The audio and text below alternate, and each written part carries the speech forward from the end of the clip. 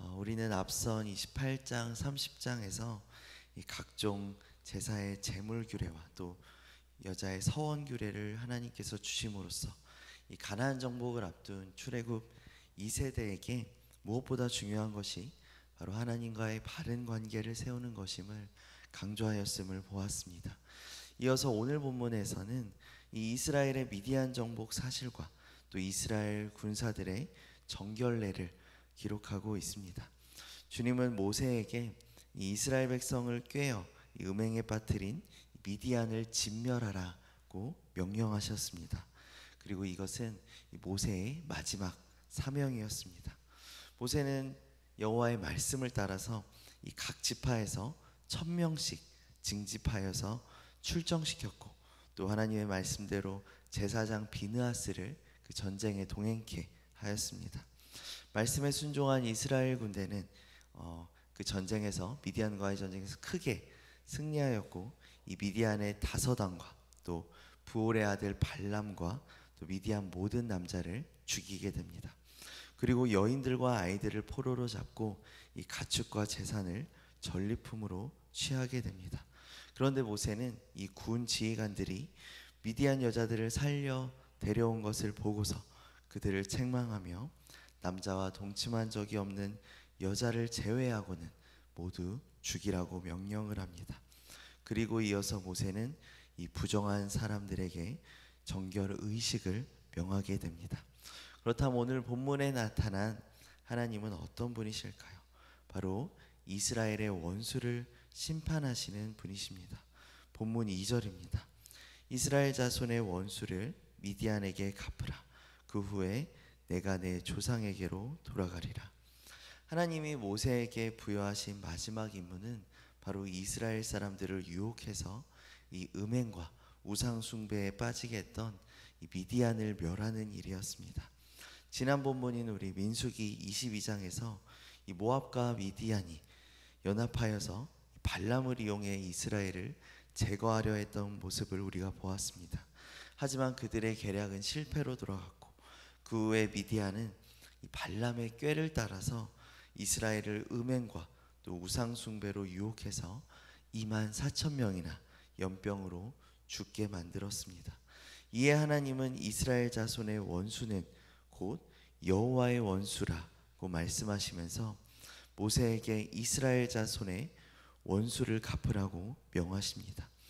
그리고 이스라엘은 미디안의 모든 것을 멸하고 심지어는 이 성읍과 촌락을 다 불사르게 됩니다. 하나님의 백성을 유혹해서 이 육적인 또 영적인 음행의 길로 이끈 이들은 결국 하나님의 준엄한 심판을 피할 수 없었던 것입니다. 이처럼 하나님은 당신의 거룩한 공동체를 무너뜨리는 이 원수를 방치하지 않으시는 분임을 알 수 있습니다. 그렇다면 오늘 말씀의 우리의 적용점은 무엇일까요? 바로 삶 가운데 있는 모든 이 죄의 요소들을 철저하게 제거해야 합니다. 본문 14절입니다. 모세가 군대의 지휘관 곧 싸움에서 돌아온 천부장들과 백부장들에게 노하니라. 14절을 보면은 이 미디안 군대를 격파하고 이 승리감에 도취되어서 진영으로 돌아오는 이 이스라엘 군대를 맞이하던 모세가 갑자기 천부장들과 백부장들을 보고서 이 진노하는 모습을 볼 수 있습니다. 여기서 노하다라는 뜻의 히브리어는 격노하다, 두 개로 쪼개지다라는 강한 의미의 단어입니다. 얼마나 이 모세가 이 모습을 보면서 격분했는지를 알 수 있는 단어입니다. 이스라엘 군대는 원수 미디안을 무찔렀고 또 많은 포로와 전리품을 가져왔습니다. 그래서 모세는 이 진영 밖으로 나와서 그들을 맞이하러 나갔고 우리가 생각하기엔 당연히 그들을 격려하고 칭찬하는 것이 마땅했지만 모세는 굉장히 격노하는 모습을 보인 것입니다. 그 이유가 무엇일까요? 바로 이스라엘 남자들을 유혹해서 음행과 우상 숭배에 빠지게 만들었던 이 미디안 여자들을 데려왔기 때문입니다. 만약 그들이 이스라엘 진영으로 돌아오게 된다면 또 우상 숭배가 연병처럼 번지게 될 것입니다. 그래서 모세는 즉시 남자와 동침한 적이 있는 여자들과 남자아이들을 모두 죽이라고 명령한 것입니다. 이것은 죄에게 여지를 주는 이 안일한 태도에 대한 책망이자 죄를 철저히 차단하려는 이 결의라고 볼 수 있습니다.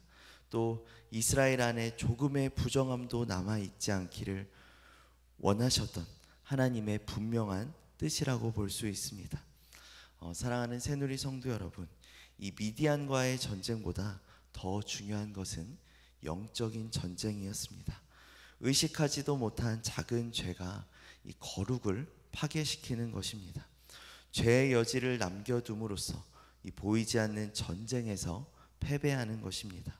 그렇기 때문에 이 거룩하신 하나님께서는 죄와 부정함에 대해서 이 공동체 안에 죄가 작은 것이라도 남아있는 것에 결코 죄를 허용하지 않으시고 엄격히 다루시는 것입니다. 그런데 문제는 이 마귀도 이것을 너무나도 잘 알고 있습니다.